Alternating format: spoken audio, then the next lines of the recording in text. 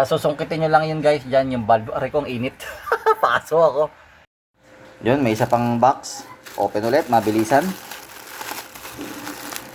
Ano to guys? Bulb guys, LED. LED bulb. Pang kotse, SND. SND, baka naman. So, yan siya guys. T10 yata to guys, T10. Wala ring label oh, di nakalagay. Pero T10 to guys. LED siya. So, yun oh, meron din sa gitna guys oh. May pang focus. Tapos sa 360 degrees na mga LED. So, tara guys, kakabit na natin to. Alright. Link na lang guys ha, sa comment section para makita nyo. Alright. T10. So guys, dito natin kakabit yan guys dito. Sa ilaw ng minivan. Sa loob. So madali lang kalasin yan guys. Ginaganyan lang yan. Matanggal na. Ayan, tanggal na. Tapos susungkitin nyo lang yun guys. Dyan yung bulb. Aray kong init. Paso ako. So tatanggalin lang yan guys ha. Tanggalin natin. Palitan natin ng LED. So ito. Tinutusok lang yan guys. Ganyan. Tinutusok lang. So tanggalin ko muna guys ha.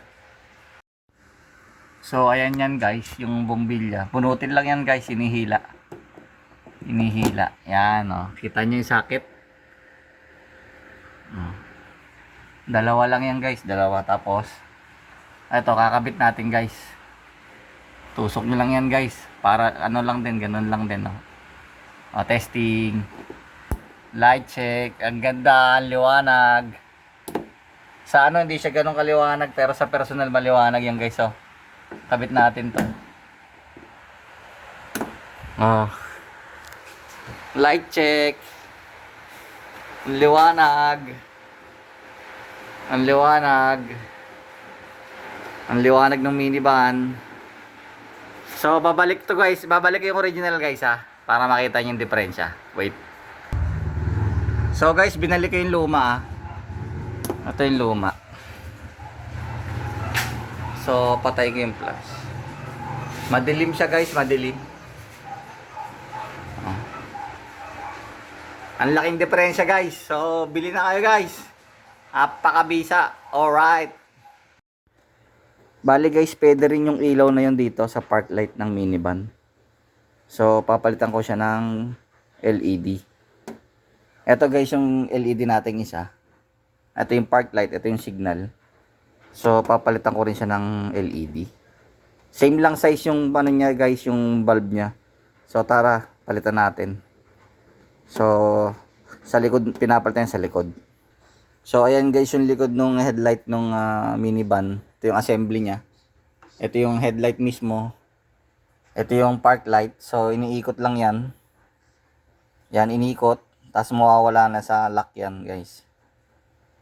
Ito yung bulb. Ito yung papalitan natin ng LED. So halogen lamp yan. So bunutin lang yan. Tulak lang or hila. Yan, tanggal na. Yan, dalawang slot. Kabit nyo lang guys yung bulb. So ito. Tusok nyo lang guys. Wala naman yatang polarity nakalagay So tara, tusok ko lang guys. Kailangan ko dalawang kamay guys, wait. So ayan guys, na itusok ko na. So balik natin siya guys. May guide yan guys, ayan yung guide. Tapos tapat nyo lang yung guide. Tapos pihit kalahati. So ayan yung guide, tapat nyo lang. Yung slot ayan guys, kita nyo. Tsaka yung yun Yan, tsaka to. So tutok nyo lang. Tapos pihit kalahati. Baon muna, baon. Tapos pihit kalahati. Teka lang guys ha, wait, dalawang kamay. Yung guys baon yung guide, baon. Align nyo yung guide, align. Alignment. Yan.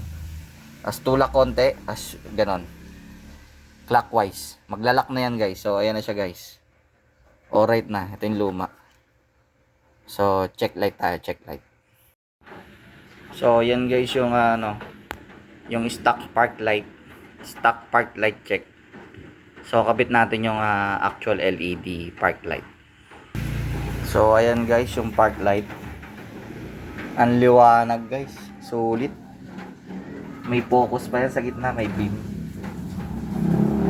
So, ang liwanag guys. Ang laking upgrade guys nung park light na LED. Try natin kung makikita natin. Teka lang. So, wait. Ayan guys. So, meron siyang LED sa gitna. Pang sentro. Hindi kagaya nung halogen. Madilim. So, ang laking ano niya guys. Ang laking upgrade niya guys. So, pwede siyang park light, pwede siya sa loob sa internal lights ng cabin. So, alright guys. Approve.